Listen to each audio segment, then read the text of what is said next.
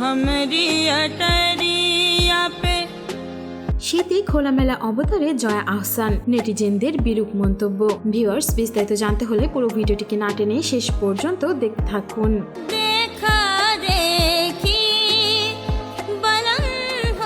বড় পর্দার জনপ্রিয় অভিনেত্রী জয়া আহসান।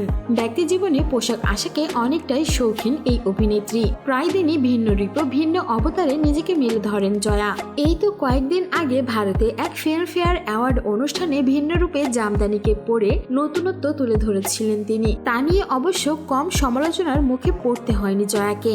বলা যায়, জয়ার জামদানির সেই সমালোচনার রেশ সেভাবে না কাটতেই আবারও ভিন্নভাবে শাড়ি পরে সবার সামনে হাজির হয়েছেন তিনি, যেটাতেই এবার বিরূপ মন্তব্যের শিকার হলেন এই অভিনেত্রী। সদ্য সামাজিক যোগাযোগ মাধ্যমে চোখ পড়তেই পাতায় পাতায় ভেসে বেড়াচ্ছে হলদে জয়ার নতুন অবতার। বিষয়টি খোলাসা করে বলেন, এবারও শাড়ি পরার ফ্যাশনে ভিন্নতা এনেছেন জয়া। দেশি জামদানির পর এবার জয়ার শাড়িতে উঠে এলো রাজকীয় আবহ। কিন্তু এরপরও ঘটে বিপত্তি, কারণ পরনের হলুদ ব্লাউজের শাড়িটি অনেকটাই খোলামেলা ভাবেই পরেছিলেন তিনি। তাকে এমন সাহসী অবতারে দেখে বিভিন্ন ধরনের মন্তব্য আসতে থাকে নেটিজেনদের কাছ থেকে। জয়া আহসান এই ছবিগুলো ফেসবুকে পোস্ট করে ক্যাপশনে লিখে দিয়েছেন, রাজা রবি বর্মার আইকনিক পেইন্টিং থেকে অনুপ্রাণিত।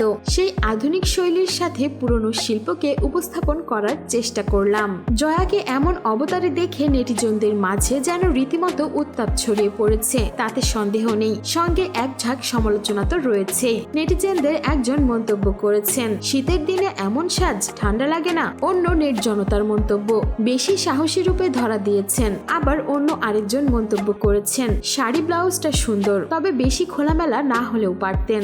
জয়ার এই সাজের প্রশংসাও করেছেন অবশ্য অনেকেই। বিশেষ করে এমন রাজকীয় সাজে জয়াকে এইভাবে দেখা যায়নি কখনো। যদিও ভালো মন্দ মন্তব্য সবখানেই থাকে, কিন্তু পাত্তা দেয় না জয়া। খুব শীঘ্রই নতুন সিনেমার শুটিংও শুরু করবেন তিনি। এছাড়াও বাংলাদেশ ভারত দুই দেশে বেশ কয়েকটি সিনেমা মুক্তির অপেক্ষায় রয়েছে। সো ভিউয়ার্স, এই ছিল আমাদের আজকের ভিডিওটি কেমন লাগলো, আর জয়া আহসানের এমন রাজকীয় সাজ দেখে আপনার কি মন্তব্য সেটা অবশ্যই আমাদের কমেন্ট বক্সে জানিয়ে দিতে ভুলবেন না। আর বিনোদন জগতের এমনই লেটেস্ট আপডেট পেতে আমাদের চ্যানেলটিকে সাবস্ক্রাইব করে আমাদের সঙ্গেই থাকুন। ধন্যবাদ।